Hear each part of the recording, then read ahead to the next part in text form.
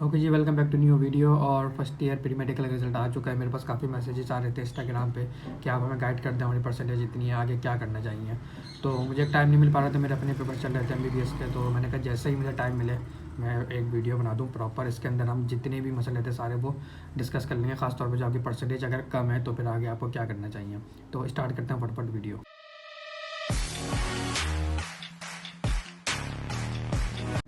अच्छा जी, तो पहले तो वो बच्चे हैं जिनकी जो परसेंटेज है वो बहुत ज़्यादा कम आ गई है फर्स्ट ईयर में, और जो ओवरऑल रिजल्ट है उसकी जो परसेंटेज बनी है वो इस दफ़ा काफ़ी लो बनी है।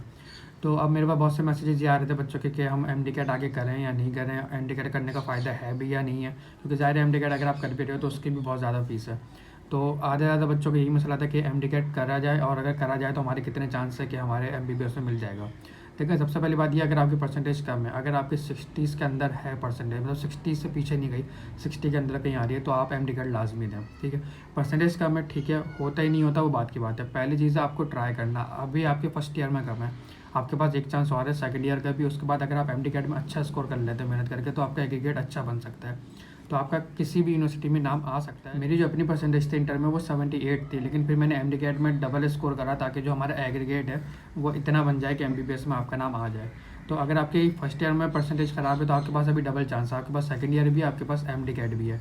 तो MD कैट लाजमी करें, ठीक है, डबल मेहनत करें अपने परसेंटेज के हिसाब से। अगर आपकी 60s के अंदर कहीं आ रही है तो आपको उसके अकॉर्डिंग और ज़्यादा मेहनत करनी पड़ेगी। अब बात यहाँ पे ये आती है कि कितनी परसेंटेज पे MBBS मिलेगा, कितनी पे आपको BDS मिलेगा। अच्छा, जब गवर्नमेंट की आती है हमारे पास 4 यूनिवर्सिटी जो आपका MBBS और BDS करवाएंगी। अब इसके अंदर दो सिनेरियो हैं, एक है हमारे पास मेरिट, ठीक है, और दूसरा आपके पास है कि सेल्फ पे ही होता है, आपकी थोड़ी फीस होती है, लेकिन करवाती है वो गवर्नमेंट यूनिवर्सिटीज़ हैं, जैसे दाव हो गई, KMDC वगैरह हो गई आपकी।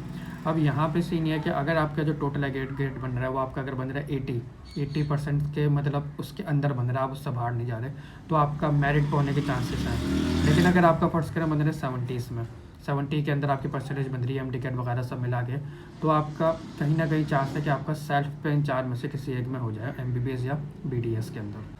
अब आते हैं वो बच्चे जिनकी परसेंटेज आ रही है 60s के अंदर, मतलब 70 से पीछे आ रही है उनकी परसेंटेज। तो अब आपके लिए बचता है ऑप्शन प्राइवेट यूनिवर्सिटीज़ का। अगर आपकी परसेंटेज 75 और 60 इसके बीच में, तो आपको प्राइवेट में इजीली मिल जाएगा। लेकिन अगर आपकी 60 से भी पीछे तो उसके अंदर पे थोड़ा मसला है। अगर ऐसा कोई है भी स्टूडेंट तो आप मुझे इंस्टाग्राम में मैसेज करें, मैं आपको उसमें पूरा अलग से गाइड कर दूंगा। बट फिलहाल अभी हम उनकी बात कर रहे हैं जिनकी 60s के अंदर परसेंटेज है। अब अगर आपकी 60s के अंदर परसेंटेज है तो आपने फॉर्म भरा है, उसके अंदर आपका ऑप्शन देंगे 10 यूनिवर्सिटीज़ का प्राइवेट की। आप उन 10 के नाम लिख दें कि भाई जिसके अंदर आपका लेने का इरादा है। अब वो यूनिवर्सिटीज़ आपको कॉल करेंगी मेरिट वाइज, जो आपकी एक मेरिट लिस्ट आई होगी सबकी 1 से लेके जितने भी चल रहे हैं, तो आपका उसमें जो सा भी नंबर होगा मेरिट का, वो यूनिवर्सिटी आपको कॉल करेगी अपने अकॉर्डिंग क्राइटेरिया कि कौन सा मेरिट कहाँ जाएगा परसेंटेज के हिसाब से। जैसे कि लियाकत नेशनल है, वो प्राइवेट में सबसे फर्स्ट आती है, फिर आपकी बात हो गई 9 से। तो वहाँ से आपको कॉल आएगी अगर आपने फॉर्म भरा है उनका, फिर वो आपको बुलाएंगे इंटरव्यू के लिए, और वो आपको फीस वगैरह सारी चीज़ें गाइड करेंगे।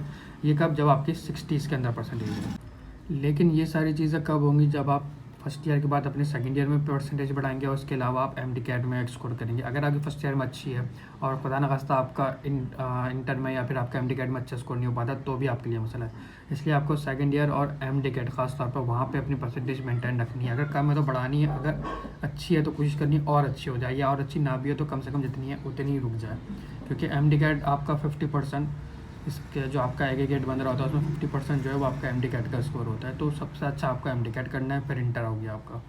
अब एक मेन मसला ये आता है कि जिनकी परसेंटेज कम है और उनको प्राइवेट की तरफ जाना है, लेकिन उनकी जो फीस है वो बहुत ज़्यादा है, क्योंकि जो प्राइवेट की फ़ीस चल रही है आपकी 14-15 लाख, हर प्राइवेट की तकरीबन इतनी चल रही है, इससे भी ज़्यादा हो सकती है।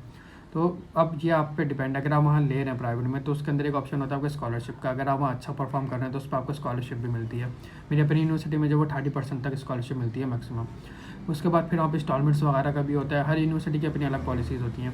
तो बेहतर ये आप नाम डालें प्राइवेट में जिसके अंदर भी आपका नाम आता है, आप वहाँ जाएँ, आप उनको सारी चीज़ें वो आपको बताएंगे इंटरव्यू जब आपका होगा, और वो आपको बहुत से तरीके भी बता देंगे फ़ीस पे करने के, इंस्टॉलमेंट्स के, स्कॉलरशिप के, सारी चीज़ें।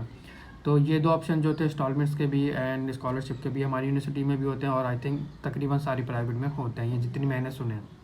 तो ये भी एक तरीका है अगर आप चाह रहे हो एमबीबीएस से लेना और प्राइवेट में लेना। तो इस वीडियो में मैंने आपको सिर्फ वो बातें बताई जो बच्चों ने मुझसे पूछी थी और मुझे टाइम नहीं मिल पा रहा था। मैंने एक प्रॉपर वीडियोस पर बना के मैं यूट्यूब पर अपलोड कर दूँगा। इसके अलावा भी अगर आपकी कोई क्वेरीज हैं या आप अगर कोई चीज़ पूछना चाहते हैं, कोई चीज़ मुझसे मिस हो गई, तो यहाँ मेरा इंस्टाग्राम मेंशन है, आप उस पर मुझे प्राइवेट मैसेज करना, मैं आपको सारी चीज़ें डिटेल में समझा दूँगा।